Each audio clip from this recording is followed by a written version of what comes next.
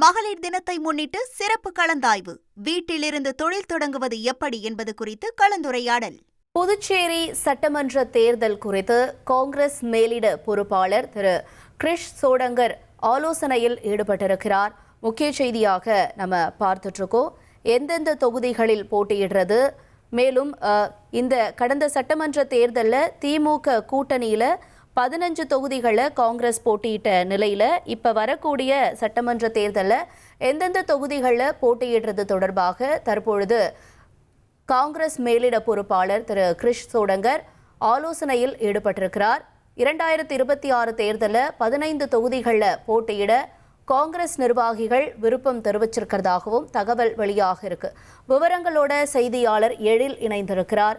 வணக்கம் எழில். இப்ப இந்த ஆலோசனையில காங்கிரஸ் மேலிட பொறுப்பாளரோடு யாரெல்லாம் இணைந்திருக்கிறார்கள், எவ்வளவு தொகுதிகளை போட்டியிட வாய்ப்பு இருக்கும், நிலவரம் என்ன? சட்டமன்ற தேர்தல் விரைவில் அறிவிக்கப்பட உள்ள நிலையில் புதுச்சேரியில் இந்த தேர்தல் எந்தெந்த தொகுதியில் போட்டியிடுவது குறித்து காங்கிரஸ் கட்சி சார்பில் காங்கிரஸ் கட்சியின் மேலிட பொறுப்பாளர் தலைமையில் தற்பொழுது இந்த ஆலோசனை கூட்டமானது நடைபெற்று வருகிறது. குறிப்பாக கூற வேண்டும் என்றால், புதுச்சேரியில் திமுக 18 தொகுதிகளில் போட்டியிட வேண்டும் என தொடர்ச்சியாக தங்களது கருத்தை முன்வைத்து வருகின்றனர். மேலும் காங்கிரஸ் கட்சி சார்பில் கடந்த முறை போட்டியிட்டது போல 15 தொகுதிகளில் நிச்சயமாக போட்டியிட வேண்டும். அதே போல் இந்த முறை இந்த சட்டமன்ற தேர்தலில் 18 தொகுதிகளில் போட்டியிட வேண்டும் என இரு கட்சிகளிலும், அதாவது காங்கிரசும் 18, திமுகவும் 18, தாங்கள் தான் தலைமை என இரு தரப்பினரும் தங்களது கருத்துக்களை தெரிவித்து வருகின்றனர். இந்நிலையில் தமிழகத்தில் திமுக காங்கிரஸ் இடையே தொகுதி பங்கீடுகள் முடிந்த நிலையில் இன்றைய தினம் சற்று முன்பாக காங்கிரஸ் கட்சி அலுவலகத்தில் இந்த தொகுதி பங்கீடு குறித்து ஆலோசனை கூட்டமானது நடைபெற்று வருகிறது.